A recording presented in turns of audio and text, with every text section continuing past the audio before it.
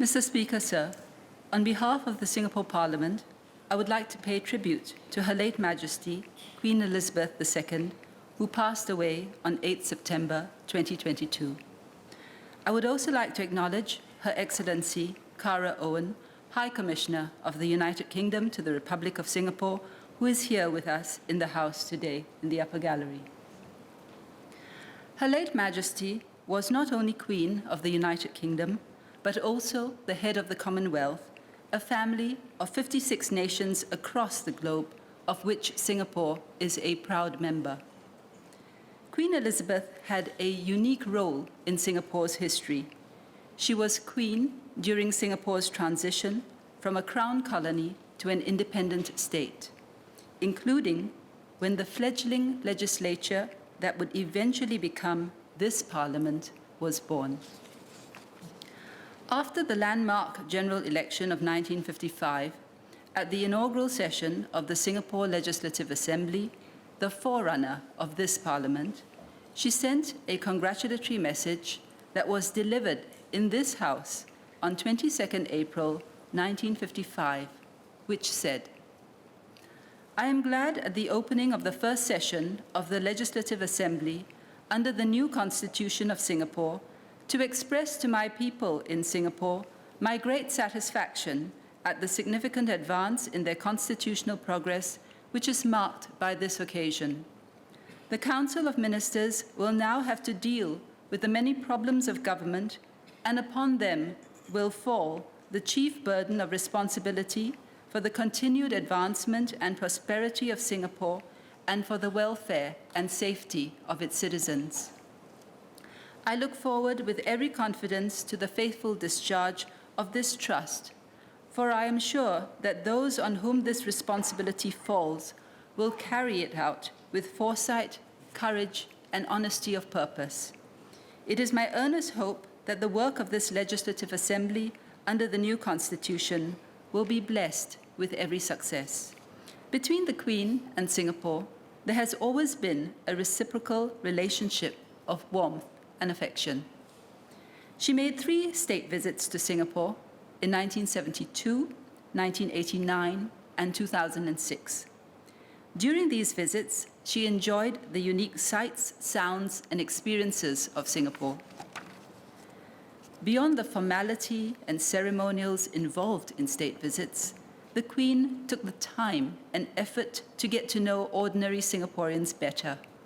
In 1972, she visited Toa Payoh, where she met Mr. Thomas Peng and his family in their HDB flat. They graciously invited her into their home and offered her a drink, a glass of 7-Up. 34 years later, in 2006, on her 3rd state visit, she visited the Pengs again. On her 2nd state visit in 1989, the Queen visited Ang Mo Kio, where one young girl was photographed presenting her with a bouquet of flowers. Her name was He Ting Ru, and she's now a Member of Parliament. Although she did not visit in the last decade, the Queen would also be a familiar figure to our younger generations, many of whom have studied, worked, or holidayed in the United Kingdom. The passing of Her late Majesty Queen Elizabeth II marks the end of an era. On behalf of this House, I would like to extend our deepest condolences to His Majesty, King Charles III, and the royal family, and to the people of the United Kingdom on the passing of Her late Majesty, Queen Elizabeth II. Mr. Speaker, sir, as a mark of respect, I propose that the House observe a minute of silence. We will now observe a minute of silence as a mark of respect to Her late Majesty Queen Elizabeth II, and to express our deepest condolences and sympathies to His Majesty King Charles III, members of the royal family, and the people of the United Kingdom of Great Britain and Northern Ireland. Will members please rise?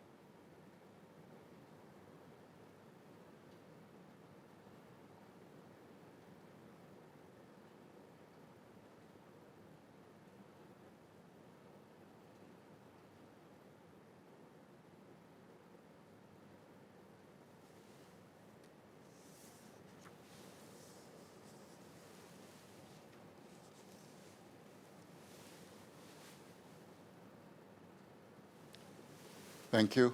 Please be seated.